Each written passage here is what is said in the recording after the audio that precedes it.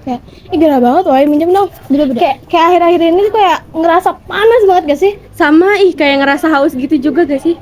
Baju gue basah, sumpah. Ya, iya sumpah loh. Terus juga sekarang jarang hujan gak sih? Iya loh, tapi kayak sekarang alhamdulillah mendung sih. Cuma kayak persediaan air di rumah lu gimana? Iya, gue suruh hemat banget, kayak paling cuma bawa minum, kayak mandi juga secukupnya. Wah, kayaknya emang mau musim kemarau deh.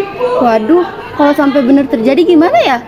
Tapi waktu itu aku pernah dengar, pernah baca juga kayak ada beberapa tips kalau misalnya musim kemarau itu bisa kita gunain gitu loh.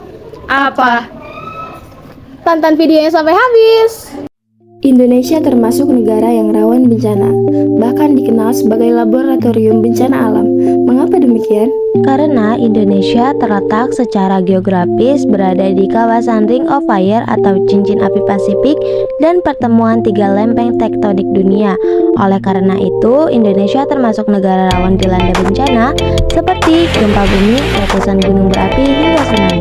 Nah, pada video kali ini kami akan berfokus membahas tentang bencana kekeringan.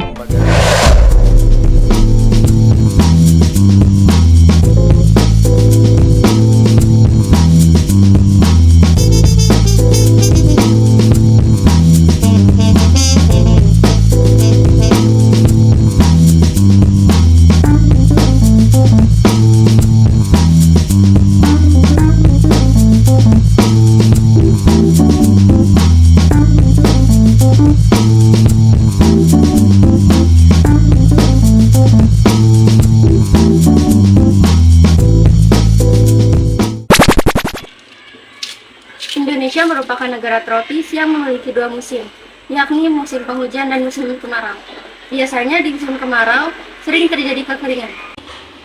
Kekeringan adalah keadaan kelangkaan air dari sumber hujan pada periode tertentu, satu atau lebih musim penghujan, yang menyebabkan kekurangan air di berbagai kegiatan, lingkungan, atau masyarakat tertentu.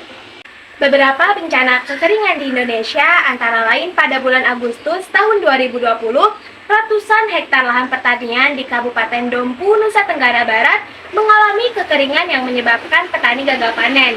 Bencana serupa pun terjadi di Aceh Utara, sekitar 90-an hektar sawah di Desa Payubener, Kecamatan Banda Aceh, Aceh Utara dilanda kekeringan. Petani terancam gagal panen akibat kekeringan musim kemarau.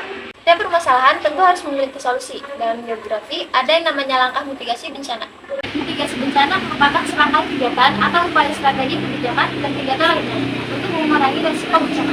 Tujuan mitigasi bencana terdiri dari berbagai hal. Pertama, dampak kerugian dapat dikurangi. Kedua, pengetahuan tentang kondisi sebelum bencana, saat, dan pasca bencana dapat meningkatkan sehingga masyarakat dapat hidup dengan aman. Ketiga, perancangan dan penyusun kegiatan mitigasi bencana dapat dijadikan acuan untuk menyusun kebijakan pembangunan wilayah. Nah, apa sih yang harus kita lakukan saat terjadi bencana kekeringan? Menanam pohon. Pohon berfungsi menyimpan karbon yang menjadi sumber utama penyebab pemanasan global. Dan adanya pohon, zat karbon akan diikat oleh pohon dan disimpan untuk menjadi bahan yang akan diproses.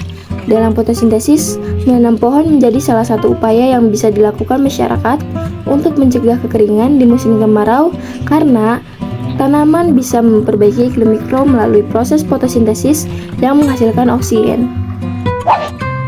Menggunakan air secukupnya. Yang pertama, mematikan keran air apabila tidak digunakan. Yang kedua, mencuci tangan dengan air secukupnya dan tidak boros air. Dengan melakukan upaya yang telah dipaparkan, kekeringan akan berakhir dan sawah pun tumbuh dengan subur. Tapi ku tak dapat membohongi hatimu.